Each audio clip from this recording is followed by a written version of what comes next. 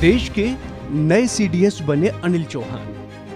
3 star से बनाए गए 4 स्टार अधिकारी।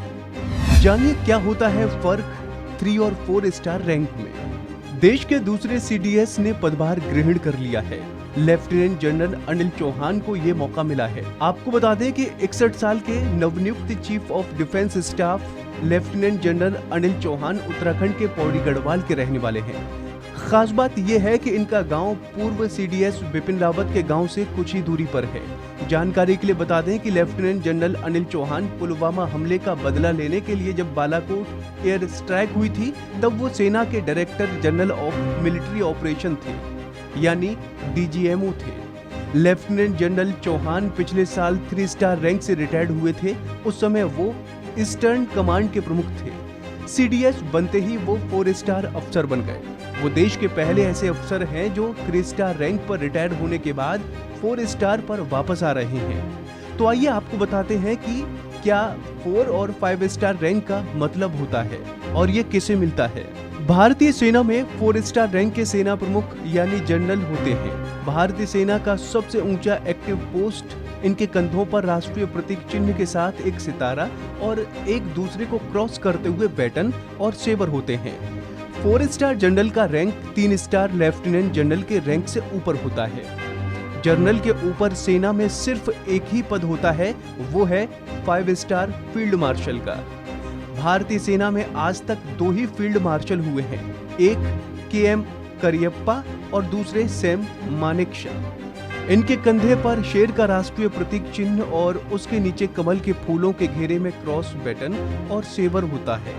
जनरल के रैंक के बराबर वायुसेना में एयर चीफ मार्शल और नौसेना में एडमिरल होते हैं। कंधे पर लगने वाले प्रतीक चिन्ह से ही पदों का अंतर पता चलता है।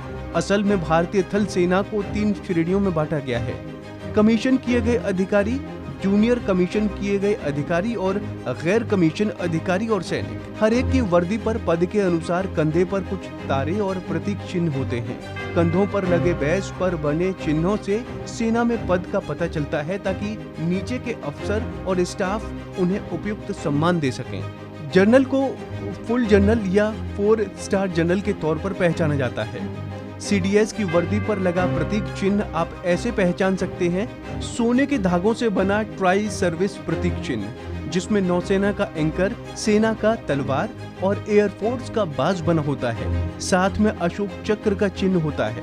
ये चिन्ह कंधे पर होता है, जबकि कॉलर पर मरून रंग के पैच होता है, जिसके ऊपर 4 गोल्डन स्टार बने होते हैं। लेफ्टिनेंट जनरल 3 स्टार रैंक के अधिकारी होते हैं जो 36 साल की कमीशन नौकरी और चैन से मिलता है। इसी पद के अधिकारियों को सेना का उप प्रमुख पद दिया जाता है।